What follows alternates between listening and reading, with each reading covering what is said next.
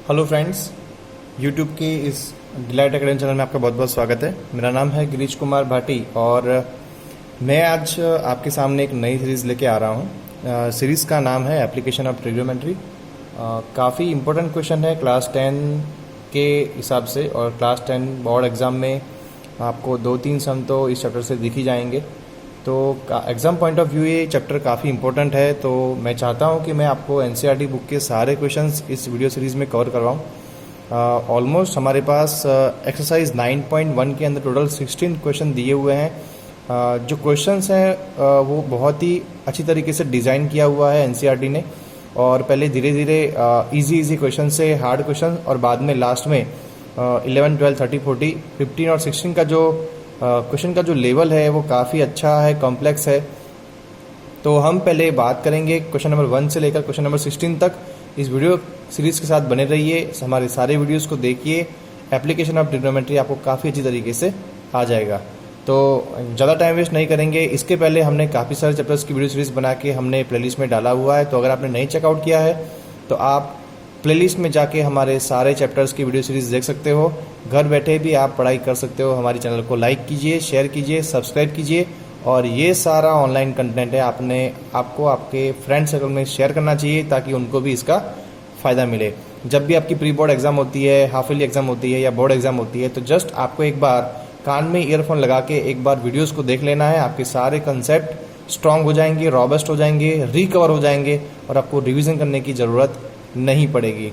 तो चलिए शुरू करते हैं। एक्सरसाइज 9.1 चैप्टर का नाम है एप्लीकेशन ऑफ ट्रिग्नोमेट्री।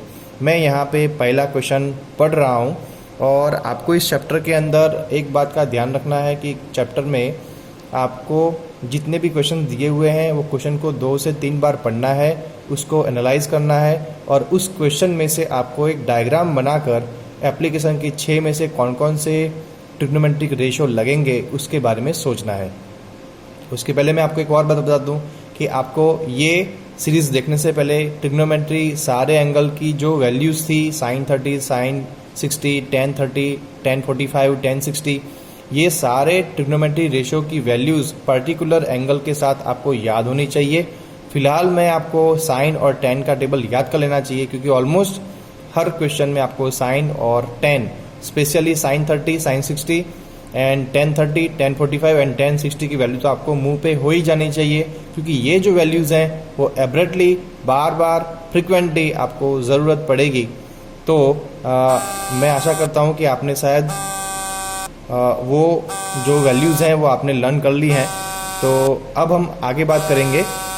चलिए हम वीडियो को स्टार्ट करते हैं। तो मेरे पास एक क्वेश्चन है एक्सरसाइज 9.1 का।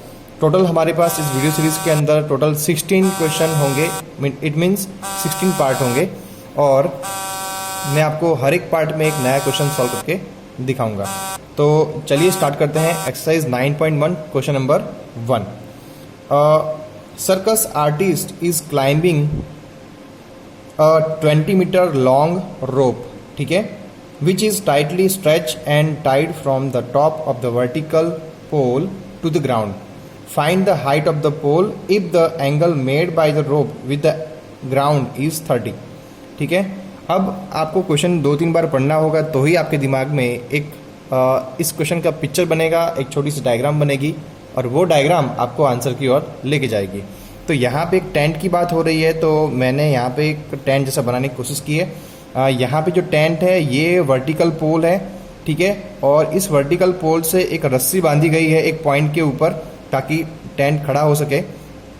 तो ये जो रस्सी बांधी हुई है उस रस्सी का जो मेज़रमेंट है वो 20 मीटर है, और रस्सी ने उस पोल के ऊपर जहाँ से इसको टाई अप किया हुआ है उस रस्सी ने ग्राउंड के साथ एंगल बनाया हुआ है 30, और हमें फाइंड करनी है ये AB मीन्स हाइट ऑफ पोल कितना होगा, ये हमें फाइंड करना है, ठीक है। तो हमें AB की वैल्यू क्या होगी वो फाइंड करनी है। फिलहाल हमारे पास AC की वैल्यू दी हुई है, और BC की तो हमें कोई ज़रूरत पड़ेगी नहीं, और हम फाइंड करेंगे कि हमारे पास जो डेटा है, फिलहाल हमारे पास AC is equal to 20 metre है, AB हमें फाइंड करना है question mark, and theta is equal to 30, right. अब ये AC को अगर आप थोड़ा सा ध्यान से देखोगे तो ये क्या है, हाइपोटेनियस है, राइट। और ए बी क्या है, हाइट है या साइड बोल सकते हो आप, ठीक है। ए बी क्या है, हाइट है, या आप उसको साइड भी बोल सकते हो। तो अभी आपको ए बी फाइंड करना हो और आपको हाइपोटेनियस दिया हुआ है, तो आपको कोई हाइपोटेनियस वाला कोई ट्रिग्नोमेट्रिक रेशियो है वो आपको देख लेना चाहिए कि हाइपोटेनियस वाला ट्रिग्नोमेट्रिक रेशियो कौन सा है। तो आपको मालूम ही होगा कि हाइपोटेनियस आने वाले ट्रिग्नोमेट्रिक रेशियो सिर्फ दो ही हैं, साइन है और कॉस है, क्योंकि साइन के अंदर अपोजिट बाय हाइपोटेनियस होता है और कॉस के अंदर एडजेसेंट बाय हाइपोटेनियस होता है।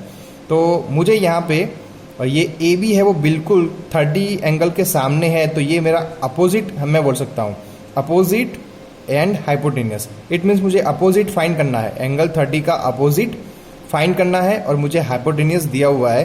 तो अगर मैं यहाँ पे ऐसा कर लेता हूँ साइन 30, तो साइन का फॉर्मूला क्या था, अपोजिट बाय हाइपोटेनियस, राइट, ठीक है।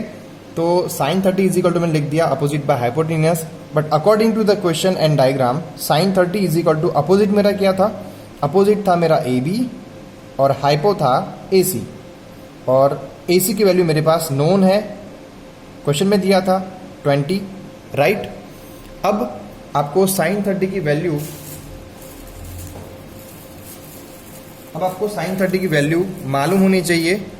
मैं चेक कर लेता हूँ, मेरे पास डायरी में शायद लिखी हुई है, नहीं लिखी मैं आपको दिखा देता हूँ। साइन 30 की वैल्यू आपको मालूम होनी चाहिए। जैसे मैंने आपको ट्रिग्नोमेट्री पढ़ाई थी तब मैंने आपको बताया था कि छोटी सी डायरी रख लेना आप, क्योंकि काफ़ी सारे फॉर्मूले आने वाले हैं इस चैप्टर के अंदर और ये एग्जाम पॉइंट ऑफ व्यू काफ़ी इंपॉर्टेंट है। साथ में ट्रिग्नोमेट्री आपका क्लास 12 तक पीछा नहीं छोड़ेगी, तो आप इसके अंदर स्ट्रांग ही हो जाइए। ऐसा मत कीजिए कि बस 10 क्लास में पढ़ के इसको छोड़ देना है, वैसा आप समझोगे तो आप 12 तक बहुत ही प्रॉब्लम में आ जाओगे। तो ट्रिग्नोमेट्री को आप काफ़ी स्ट्रांगली सीरियसली लें, क्योंकि ये आपके 12 तक आने वाली है, राइट। तो हर इस चीज़ को आप अपने साथ लेके चलिए। फिलहाल मुझे यहाँ पे साइन 30 की वैल्यू चाहिए, तो साइन 30 की वैल्यू होती मेरे पास 1/2, राइट। तो मैं यहाँ पे इसको 1/2 रख लेता हूँ, is equal to A B by 20। अब मैं 20 को यहाँ पे सेंड करता हूँ, तो 20/2 is equal to A B, 2 10 हो जाएगा, therefore 10 metre is equal to A B. It means जो 10 के अंदर जो वर्टिकल पोल खड़ा किया हुआ है उसकी जो हाइट है वो 10 मीटर होगी, ठीक है। इस तरीके से काफ़ी आसान क्वेश्चन है सारे के सारे, बस आपको थोड़ा सा अटेंशन देके उसको समझना पड़ेगा। बाकी सारे क्वेश्चन इस तरीके से बनने वाले हैं, आपको पता लग जाना चाहिए कि कौन सा रेशो मुझे यहाँ पे इम्प्लीमेंट करना है। हाइपो दिया रहता है तो आप अपोजिट, हाइपो दिया रहता है तो आप कॉस और साइन यूज़ कर सकते हो, और अगर आपको हाइपो दिया हुआ ही नहीं है तो आप टेन थीटा या 10 रेशो का आप यूज़ कर सकते हो। फिलहाल मेरे पास इस क्वेश्चन के अंदर हाइपोटेनस दिया हुआ था, तो मैंने साइन और कॉस के बारे में सोचा, ठीक है। आप चाहो तो इस क्वेश्चन को कॉस से भी कर सकते हो, बट मैं हमेशा साइन से करता हूँ। ये आपकी आप अपने हिसाब से कर सकते हो, ऐसा कुछ नहीं है। फिलहाल आपका आंसर सही आना चाहिए, वो इंपॉर्टेंट है, राइट। तो मिलते हैं नेक्स्ट पार्ट के अंदर एक नए क्वेश्चन के साथ। फिलहाल इस क्वेश्चन को आप बार बार देखिए ताकि आपको कंसेप्ट कहाँ लगाना है वो समझ में आ जाएगा। तो मिलते हैं नेक्स्ट पार्ट के अंदर एक नए क्वेश्चन के साथ, तब तक के लिए थैंक यू सो मच।